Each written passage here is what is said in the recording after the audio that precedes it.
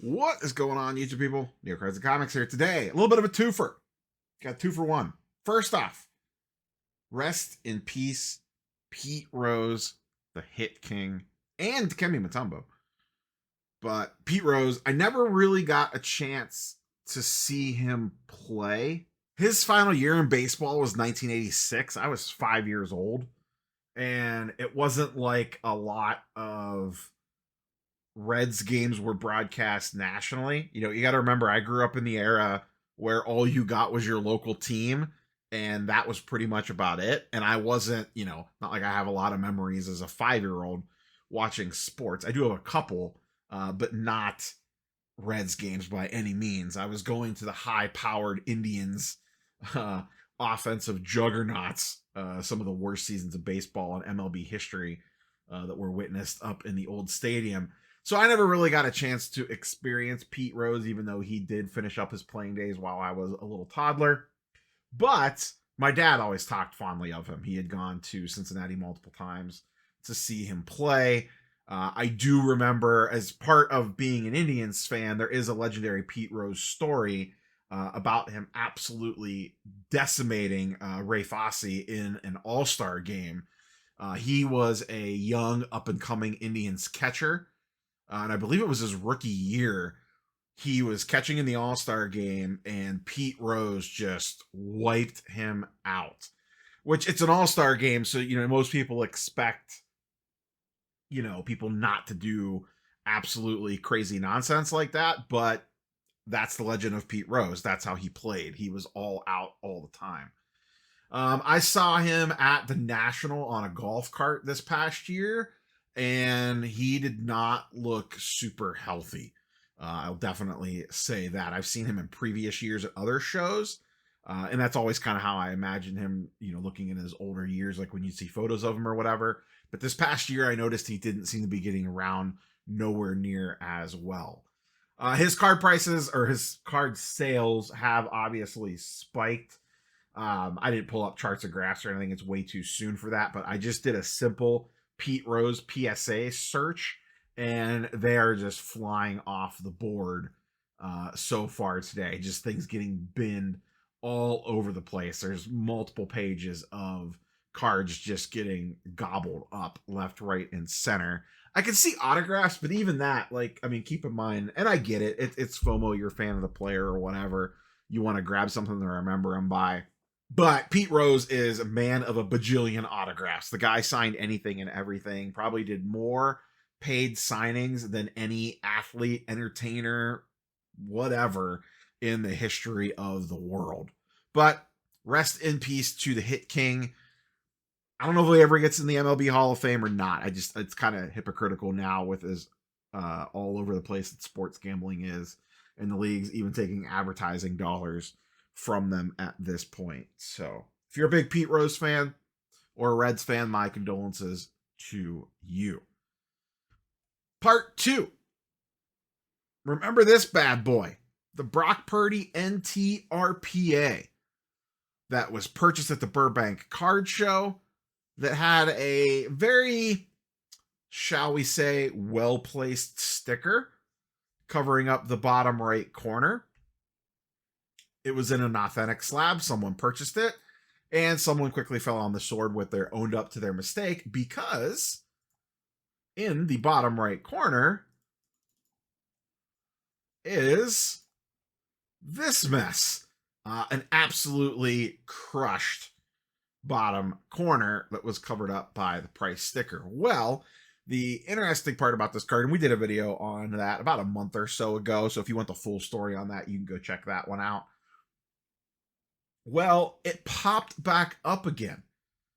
Yesterday on the old Twitter machine, Auburn35, master card detective of the interwebs, always finding juicy stuff, one of the better Twitter followers out there, saw that this popped up on Fanatics Collect. Now, prior to the Burbank Card Show, this card sold on eBay as well.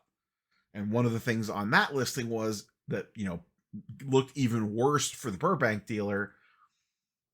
That card had a bunch of notes on it saying, hey, This is a PSA Authentic slab. By the way, the reason why is because the bottom corner is absolutely crushed. The original version of the Fanatics Collect sale did not list anything. It was a PSA population 1 of 1, which I find kind of amusing. 10 graded higher, rookie, authentic, auto, whatever. No notes of the damage. Now, to be fair to Fanatics Collect, my guess is a lot of this is just all automated stuff. I can't imagine someone is sitting there hand keying this stuff in. It's probably all scraped out of a database, and whoever is entering the cards is probably just going off of whatever is on the PSA label. And I don't know, the card is labeled authentic. Do we need, I guess it's the best practice to present the full information, but if a card is authentic, whenever you see an authentic slab, regardless of company, that's an immediate red flag to find the flaw, because it usually means someone wanted to get it protected, maybe get the auto graded, whatever, but they didn't want the card graded because they didn't think the card would grade very well. Now, in this case is an extreme example, which almost makes it easier to catch. But, where does the responsibility of that fall at? Do we really need to be grading the card again that it's in the holder? Now, this is an extreme example, obviously, the one on the screen here. But like if something's a PSA 7, is it our responsibility as sellers? And also, we might not know. I might not be the one that originally graded the card. If it's a PSA 7 and I list it as a PSA 7 and sell it like that, do I have to point out that, hey, I think it got a PSA 7 because there's a micro crease on the back or something? What if we don't know? Like I said, in this case, it's fairly obvious what it is. So I didn't need to be there. Boy, it sure would be nice. I don't know that it's necessarily required in this case. They're not trying to be deceptive by putting a price sticker over or anything like that. However, credit to Fanatics.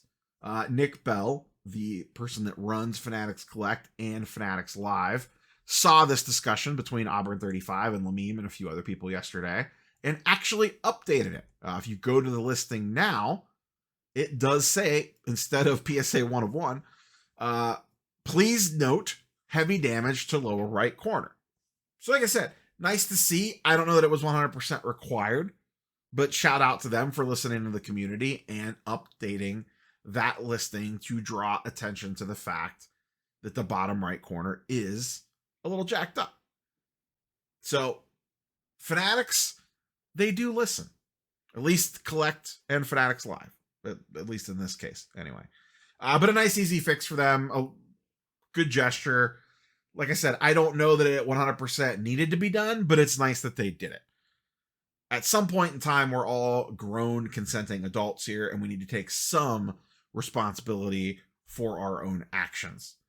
In the previous case, obviously, that time the seller was being a little deceptive by hiding it underneath the price sticker, in my opinion, even though to the best of my knowledge, I don't know if that story's changed, the dealer at the Burbank show stated they didn't realize it was on there either and were just as surprised when it was brought to their attention. Believe that if you want. Anyway, that is all I got for you boys and girls today. Rest in peace to Pete Rose and Dikembe Mutombo. Absolute monster in the paint. I did actually get a chance to see him play a few different times when he was on the Hawks against the Cavaliers, because I would go to a lot of Cavs games in that particular era of the NBA. And to the Hit King himself. I hope he gets into the Hall of Fame one day, but it would almost be weird now that he's not alive for it. It would almost make it feel worse to a degree. I mean, maybe his family feels differently, but it just sucks that he never got in while he was alive. They had tons of opportunities to relook at that. And I don't know, maybe it's controversial or not. I don't know. I personally think he should probably be in. Put him in, asterisk it up if you have to, whatever you want to do. The Baseball Hall of Fame, I've been there multiple times. It's a great place, but sometimes they just need to get over themselves a little bit, in my opinion. So that's all I got. Curious for your thoughts and comments down below. Should Pete Rose be in the Hall of Fame? Or should he never be in now because he's not? I know that they do it all the time after people pass, but it almost feels disingenuous now if they were to put him in. That's all I got. Catch you boys and girls in the next one. Peace.